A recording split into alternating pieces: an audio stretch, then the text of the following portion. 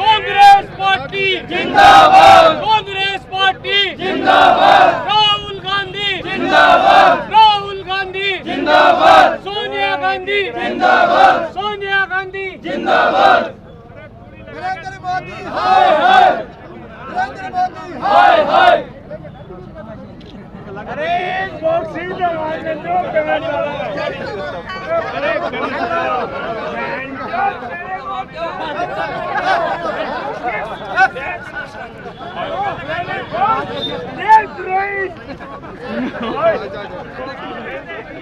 देशद्रोही तू कलंदारा को धोखा दिया है।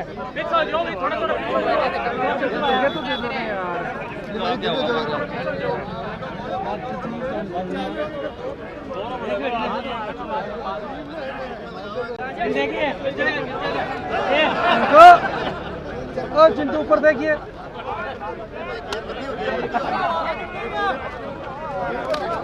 बस अब दूर हो जाओ, थोड़ा। इंकलाब जिंदाबाद, इंकलाब जिंदाबाद, इंकलाब जिंदाबाद, मुर्दाबाद मुर्दाबाद मुर्दाबाद, मुर्दाबाद मुर्दाबाद मुर्दाबाद, मुर्दाबाद मुर्दाबाद, राहुल गांधी जिंदाबाद जिंदाबाद जिंदाबाद, राहुल गांधी जिंदाबाद जिंदाबाद। आपको बड़ा पेट्रोल देना पड़ेगा। हाय हाय, नरेंद्र मोदी हाय हाय, नरेंद्र मोदी हाय हाय। बस आप लागिए।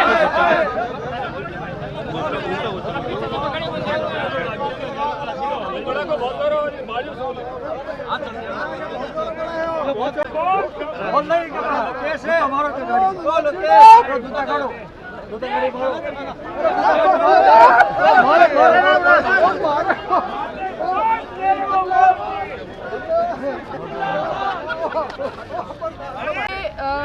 देश के कार्यकर्ता हैं वो जो दिल्ली में बैठी सरकार है उसको कान और आंख खोलने का काम कर रहे हैं। किसी प्रकार का डर नहीं है, लेकिन जिस तरीके की अलोकतांत्रिक तरीके से लोगों को तंग किया जा रहा है, देश में तानाशाह का दबाव बढ़ता जा रहा है, नरेंद्र मोदी और अमित शाह के अलावा किसी और राजनेता को देखना नहीं चाहते, इसलिए ये इस तरीके के हथकंडे अपनाए जा रहे हैं, उपयोग किया जा रहा है। राहुल जी हमारे राष्ट्रीय नेता हैं, उनको जिस तरीके से समन देकर बार बार बुलाया जा रहा है, और जो कांग्रेस का कार्यालय है दिल्ली के अंदर, उसमें कांग्रेस कार्यकर्ताओं को जाने नहीं दिया जा रहा है।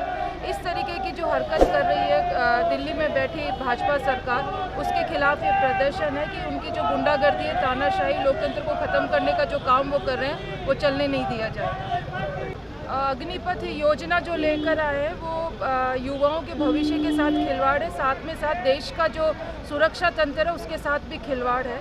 4 साल के अंदर क्या तो जो युवा है वो सीखेगा और क्या वो अपना किस तरीके से आगे अपना भविष्य, अपना जीवन यापन करेगा, अपने जो आगे की जो उसकी रणनीति रहेगी कमाई करने का, वो तो सब चीज़ें ख़त्म हो जाएगी। तो ये तो बिल्कुल खिलवाड़ है देश की सुरक्षा के साथ और युवाओं के भविष्य के साथ में। मैम अभी कांग्रेस युवाओं के साथ दिखाई नहीं दे रही है। ये सोची समझी साजिश है, मैं कहना चाहूँगी।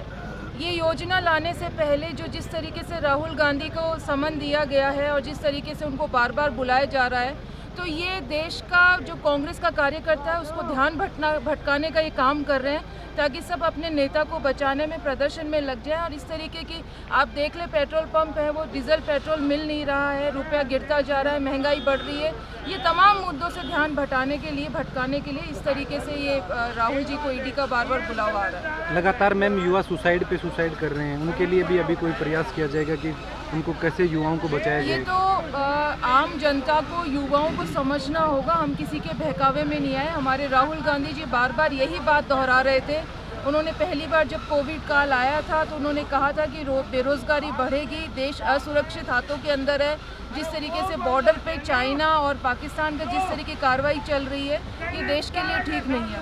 देश में जो नरेंद्र मोदी तानाशाही और जो इस तरह से अलोकतांत्रिक कार्य कर रहा है, उसके खिलाफ झुंझुनू की जनता की आवाज़ थी, कांग्रेस पार्टी की आवाज़ थी।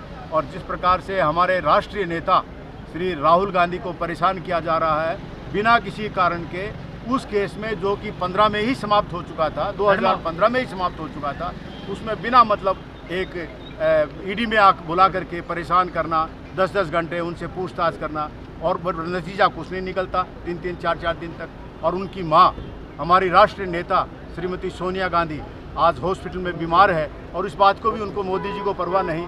अमानवीय दृष्टिकोण है, तानाशाही का एक पूरा जाना माना एक नमूना है। तो उनके विरुद्ध आज आवाज़ थी। पूरी कांग्रेस झुंझुनू जिले की एक साथ खड़ी हुई और हर चीज़ का प्रतिकार करने के लिए, मुकाबला करने के लिए तैयार है। दूसरा, जो 4 साल का सगुफा छोड़ा है फौज के लिए इन्होंने, वो भी एक नया सगुफा इन्होंने छोड़ा है। उन लोगों को ये सोचना चाहिए कि 4 साल में कैसे होगा, इतना बड़ा जो कैरियर होता है और उसको 4 साल में बुला करके नौजवानों को अपने घर भेज देना, ये बहुत बड़ी गलत बात है। और उसके बाद क्या करेगा नौजवान? भाजपा को युवाओं की इतनी चिंता है तो फौज की भर्ती खोले।